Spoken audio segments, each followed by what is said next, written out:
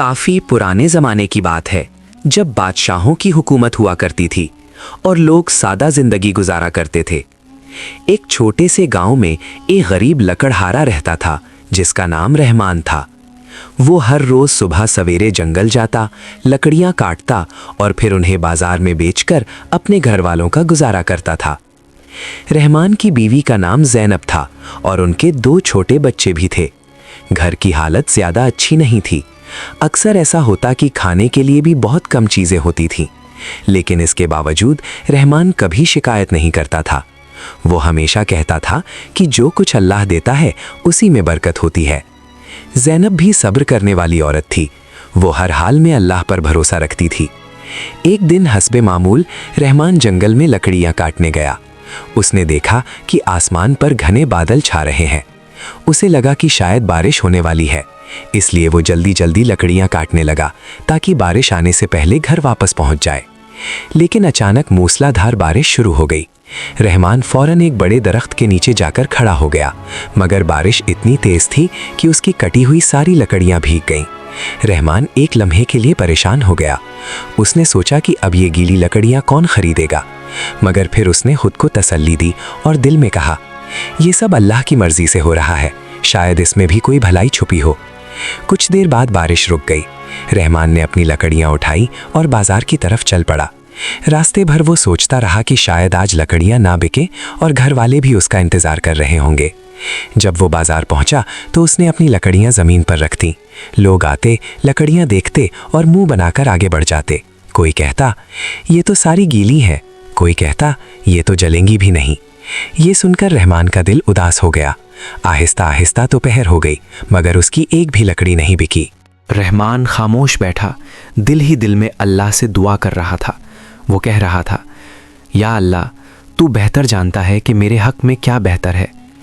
शाम होने लगी तो उसने सोचा कि अब घर वापस लौट जाना चाहिए।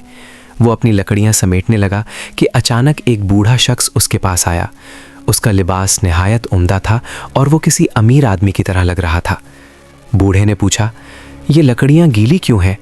रहमान ने सच सच सारी बात बता दी कि बारिश की वजह से लकड़ियां भीग गई हैं। ये सुनकर बूढ़ा आदमी खुश हो गया और बोला, ये तो बहुत अच्छी बात है। मैं एक हकीम हूँ और बास खास दवाएं गीली लकड़ियों से ही तैयार होती हैं। ये कहकर उस हकीम ने रहमान की सारी लकड़ियां खरीद लीं और कीमत भी दुगनी दे दी। रहमान की खुशी की इंतहा ना रही। उसे समझ आ गया कि जो चीज़ उसे नुकसान लग रही थी वही उसके लिए फ़ायदा बन गई। वो खुशी खुशी घर वापस पहुंचा। दरवाजे पर उसकी बीवी ज़ैनब और बच्चे उसका इंतज़ार कर रहे थे। जब रहमान ने ज़्यादा पैसे दिखाए तो सब हैरान रह गए। उसका छोटा बेटा अली खुश होकर बोला, अब्बू, आज इतने सारे पैसे कहाँ से आए? रहमान मुस्कुरा कर बोला, बेटा, ये सब अल्लाह की रहमत है। अगले दिन जब रहमान दोबारा लकड़ियां काटने के लिए घर से निकला तो उसके दिल में एक ख्याल आया कि अगर वो खुद ही लकड़ियों को पानी में भिगो दे तो शायद फिर दुगनी कीमत मिल जाए। लेकिन फ़ौरन ही उसने खुद को रोका और कहा, नहीं, ये गलत होगा। अल्लाह इंसान को आजमाता है, मुझे धोखा नहीं देना चाहिए। वो जंगल पहुंचा तो उस दिन मौसम बहुत खूबसूरत था। सूरज की रोशनी दरख्तों के बीच से चमक रही थी। रहमान ने अपनी कुल्हाड़ी तेज़ की और लकड़ियां काटने में मसरूफ़ हो गया। दोपहर के वक्त वो खाना खाने के लिए एक दरख्त के नीचे बैठ गया। अभी उसने खाना निकाला ही था कि अचानक जंगल में शोर मचने लगा। चंद लोग भागते हुए उसकी तरफ आए। रहमान ने पूछा, क्या हुआ? एक आदमी ने हाँफते हुए कहा, जंगल में डाकू आ गए हैं, वो लोगों को लूट रहे हैं। ये सुनकर रहमान के दिल में खौफ पैदा हो गया, क्योंकि उसके पास कल के बचे हुए पैसे भी थे। मगर फिर उसने खुद को तसल्ली दी और सोचा, जो कुछ होता है अल्लाह की हिकमत से होता है। उसी वक्त उसने देखा कि एक दरख्त के पीछे कोई शख्स छुपा हुआ था। वो बहुत घबराया हुआ था। जब रहमान ने गौर से देखा तो वो कल वाला हकीम था। हकीम ने बताया कि डाकू उसका सारा सामान लूट कर ले गए हैं, जिसमें कीमती दवाएं भी थीं, और अब वो शहर जाने से डर रहा है। रहमान ने फौरन कहा, आप फिक्र ना करें, मैं आपको महफूज रास्ते से शहर तक पहुंचा देता हूं। चुनांचे दोनों जंगल के खुफिया रास्तों से सफ़र करने लगे। रहमान अपनी लकड़ियां वहीं छोड़ आया था, लेकिन उसे इसकी कोई परवाह नहीं थी, क्योंकि वो समझता था कि किसी की मदद करना सबसे बड़ी नेकी है। रास्ते में हकीम ने पूछा, तुम इतने नेक क्यों हो? तुमने मेरे लिए अपनी लकड़ियां क्यों छोड़ दी? रहमान मुस्कुराकर बोला, इंसानों की मदद करना अल्लाह को पसंद है। जब कोई दूसरों की मदद करता है तो अल्लाह उसकी मदद करता है। कल आपने मेरी मदद की थी, आज मैं आपकी कर रहा हूँ। ये सुनकर हकीम बहुत मुतासिर हुआ। आखिरकार जब वो शहर पहुँच गए तो हकीम ने कहा, मैं तुम्हें कोई इनाम देना चाहता हूँ। लेकिन रहमान ने आजिज़ी से कहा, मुझे किसी इनाम की ज़रूरत नहीं, मैंने सिर्फ इंसानियत की खातिर ये काम किया है।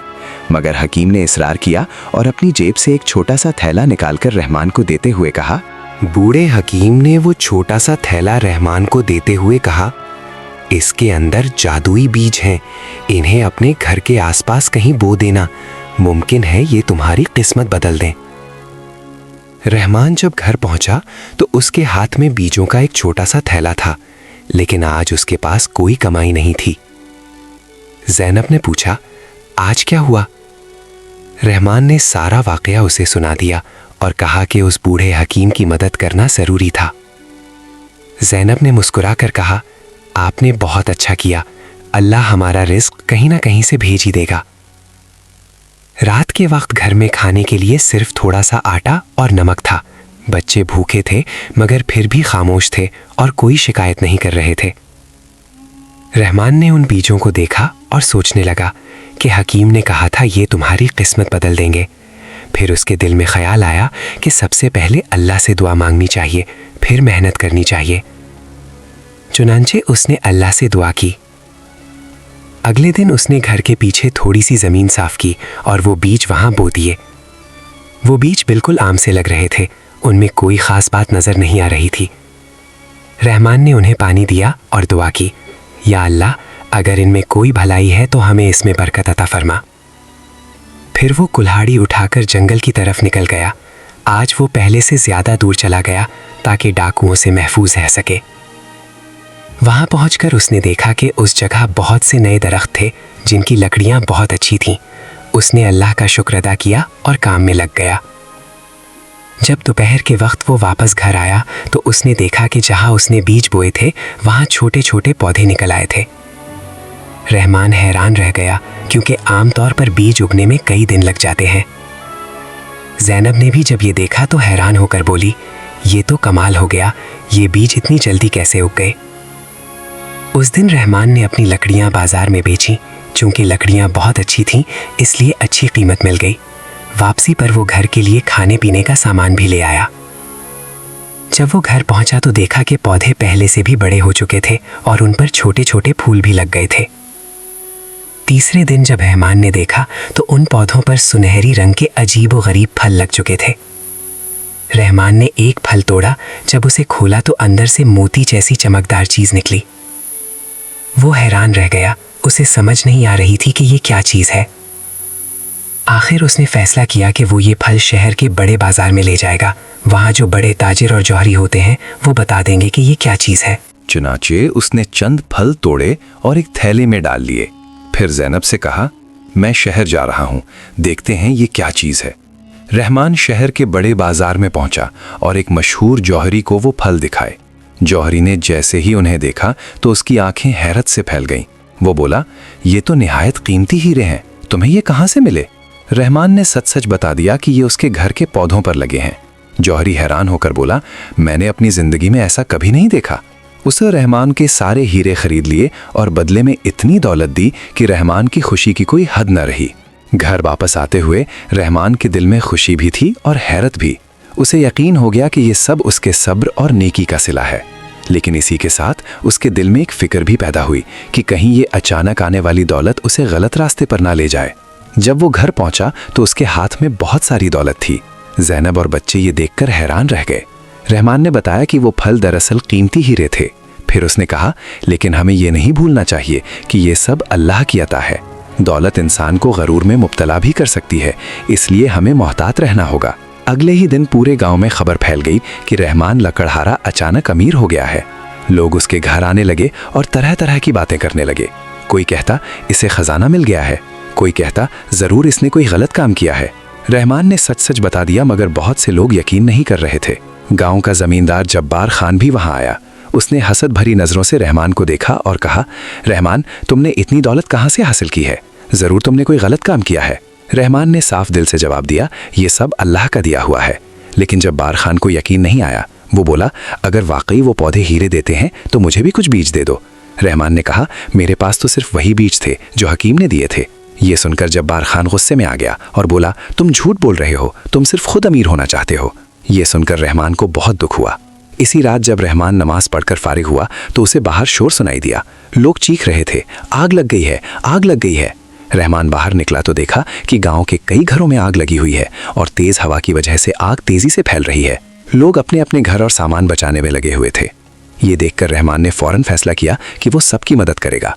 उसने अपने पैसों से पानी के बड़े बड़े बर्तन मंगवाए। जिन लोगों के घर जल चुके थे उन्हें अपने घर में पनाह दी। ज़ैनब ने उन सब के लिए खाना तैयार किया। जब आग बुझ गई तो मालूम हुआ कि बहुत से लोगों के घर मुकम्मल तौर पर जल चुके हैं और उन्हें नए घर बनाने के लिए पैसों की ज़रूरत थी। रहमान ने बगैर सोचे समझे अपने हीरों से मिली हुई सारी दौलत उन लोगों में बांट दी। ये देखकर जब्बार खान भी शर्मिंदा हो गया। वो आगे बढ़कर बोला, रहमान, मैंने तुम पर गलत इल्ज़ाम लगाया था, मुझे माफ़ कर दो। रहमान ने मुस्कुराकर कहा, कोई बात नहीं, अल्लाह हम सबको माफ़ करे। जब्बार खान ने हैरत से पूछा, तुमने अपनी सारी दौलत लोगों में क्यों बांट दी? रहमान ने जवाब दिया, जब अल्लाह देता है तो बेहिसाब देता है, हमें भी दूसरों की मदद करनी चाहिए।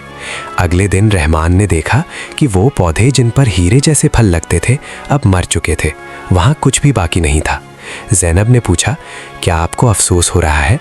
रहमान मुस्कुरा कर बोला, बिल्कुल नहीं, अल्लाह ने ये दौलत मुझे इसीलिए दी थी ताकि मैं लोगों की मदद कर सकूं। जब मकसद पूरा हो गया तो वो पौधे भी खत्म हो गए। अब रहमान दोबारा वही सादा सा लकड़हारा बन गया था, मगर उसके दिल में अजीब सा सुकून था। पूरा गांव अब उसे इज्जत की नज़र से देखता था। गांव के बच्चे अक्सर उसके पास आकर कहते, चचा रहमान, आपने हमारी बहुत मदद की है। रहमान समझ चुका था कि असल दौलत सोना चांदी नहीं बल्कि लोगों के दिलों की मोहब्बत और अल्लाह की रज़ा है। कुछ महीने गुजर गए और रहमान अपनी पुरानी जिंदगी में वापस आ गया। वो रोज जंगल जाता, लकड़ियां काटता और बाजार में बेचकर वापस आ जाता। मगर अब गांव के लोग उसकी पहले से भी ज्यादा इज्जत करते थे। जब भी कोई मुश्किल में होता तो रहमान के पास आता और रहमान खुशी से उसकी मदद करता। एक दिन रहमान जंगल से लकड़ियां काटकर वापस आ रहा था कि उसे किसी की घबराई हुई आवाज सुनाई दी। वो आवाज की तरफ बढ़ा तो देखा कि एक गहरे कुएं में कोई शख्स गिर गया है। रहमान ने लकड़ियां एक तरफ रख दी और कुएं के पास जाकर झांका। अंदर एक नौजवान डूबने के करीब था। कुआं बहुत गहरा था और उसमें उतरना खतरनाक था, मगर रहमान ने जरा भी देर न की। उसने अपनी रस्सी निकाली और फौरन कुएं में उतर गया ताकि उस नौजवान को बचा सके। कुएं का पानी बहुत ठंडा था। रहमान ने उस लड़के को सहारा दिया और पूरी ताकत लगाकर उसे बचाने की कोशिश करने लगा।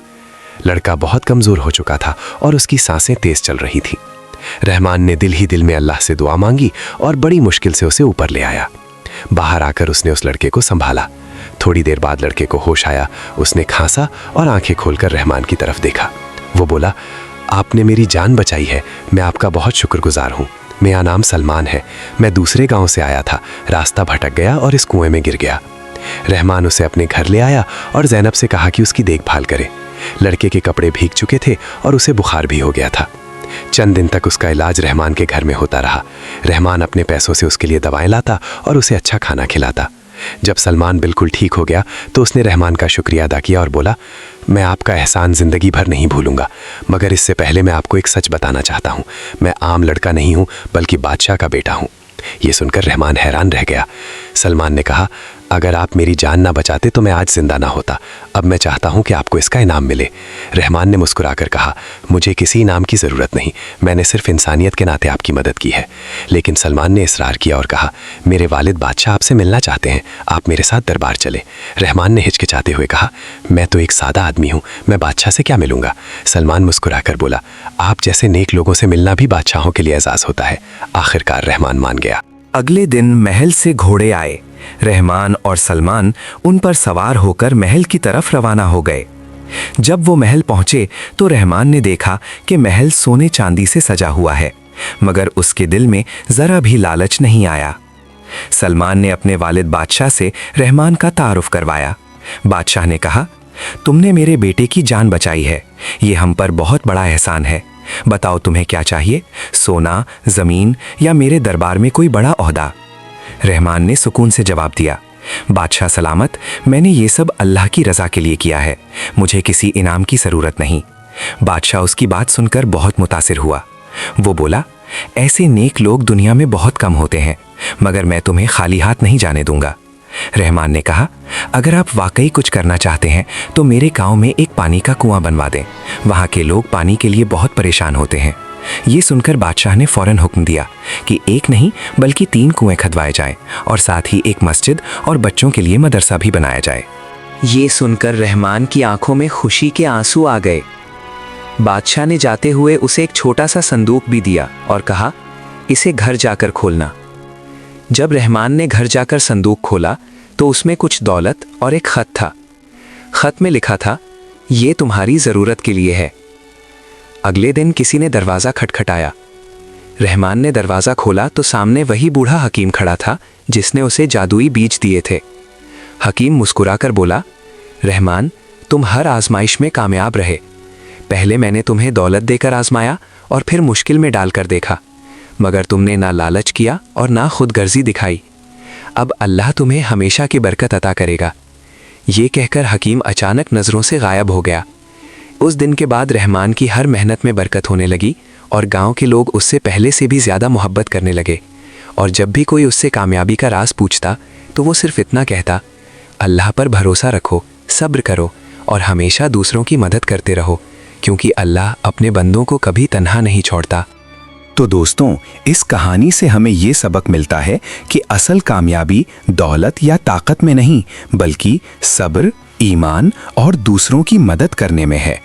रहमान ने कभी लालच नहीं किया, हमेशा अल्लाह पर भरोसा रखा और हर हाल में लोगों की मदद की। इसी वजह से अल्लाह ने उसे इज्जत भी दी और बरकत भी। अब आप हमें कमेंट्स में ज़रूर बताएं, अगर आप रहमान की जगह होते तो क्या आप भी अपनी सारी दौलत लोगों की मदद के लिए खर्च कर देते? वीडियो अच्छी लगी हो तो इसे लाइक करें, चैनल को सब्सक्राइब करें और बेल आइकन ज़रूर दबाएं ताकि ऐसी मज़ीद सबक आमूज़ कहानियाँ आप तक पहुँचती रहें। वीडियो देखने का बहुत बहुत शुक्रिया।